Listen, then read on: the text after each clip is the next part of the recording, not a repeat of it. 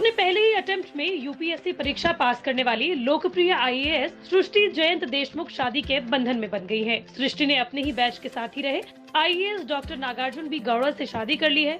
दोनों 2.5 साल से एक दूसरे को डेट कर रहे थे। अगस्त 2021 में ही सृष्टि ने अपने रिलेशनशिप की जानकारी अपने फॉलोअर्स को दी थी। 23 अप्रैल 2022 को दोनों ने शादी कर ली।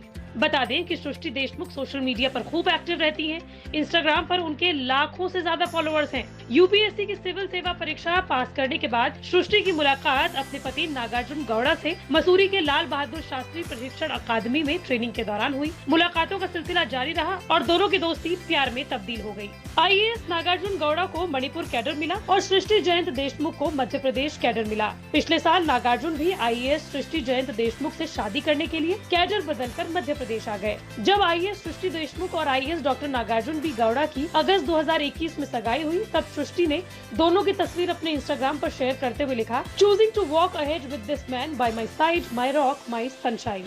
अब 24 अप्रैल 2022 को आईएएस सृष्टि जयंत देशमुख ने अपने इंस्टाग्राम पर अपनी शादी की तस्वीर शेयर की और खुद को सृष्टि जयंत देशमुख से सृष्टि देशमुख गौड़ा के तौर पर इंट्रोड्यूस किया।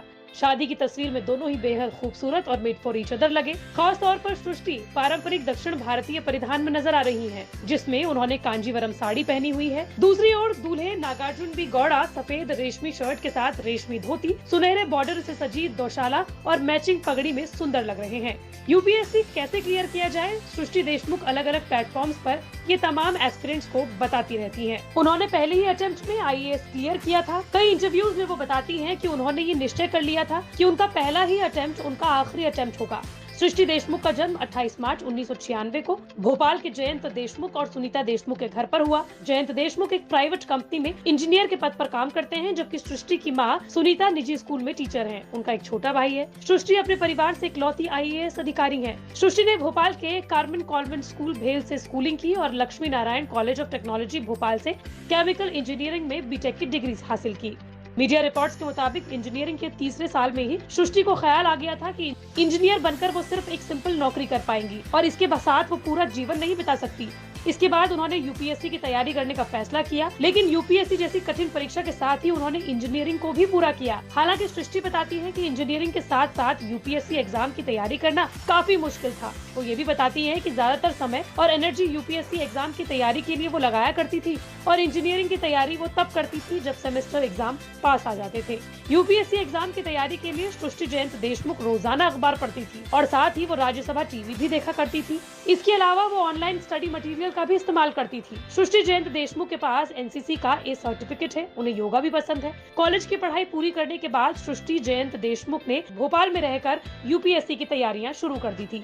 यूपीएससी परीक्षा 2018 में भाग्य आजमाया और पहली ही बार में 5वीं रैंक हासिल कर आईएएस बन गई। वो महिला कैंडिडेट्स में नंबर 1 रही। बता दें कि 2019 बैच की आईएएस अधिकारी सृष्टि की पहली पोस्टिंग मध्य प्रदेश के डिंडौरी में असिस्टेंट कलेक्टर के रूप में हुई। अब हाल ही में सृष्टि जयंत देशमुख का तबादला मध्य प्रदेश के नरसिंहपुर जिले के गाडरवारा में उपखंड अधिकारी के पद पर हुआ है। बात करें सृष्टि के पति नागार्जुन की, तो वो मूल रूप से कर्नाटक के रहने वाले हैं। कर्नाटक के सामान्य परिवार में 9 मई 1992 को नागार्जुन का जन्म हुआ। अपने स्कूल के दिनों में नागार्जुन खेलों में रुचि रखा करते थे। अपने सोशल मीडिया प्लेटफॉर्म पर उन्होंने एक फोटो भी शेयर की, जिसमें उन्होंने नेशनल जूनियर लेवल की प्रतियोगिता में पुरस्कार जीता था। नागार्जुन ने साल 2016 में एमबीबीएस की डिग्री पूरी की। साल 2018 में 418वीं रैंक पाकर आईएएस अधिकारी बन गए। न्यूज़ तक की ओर से दोनों को शुभकामनाएं।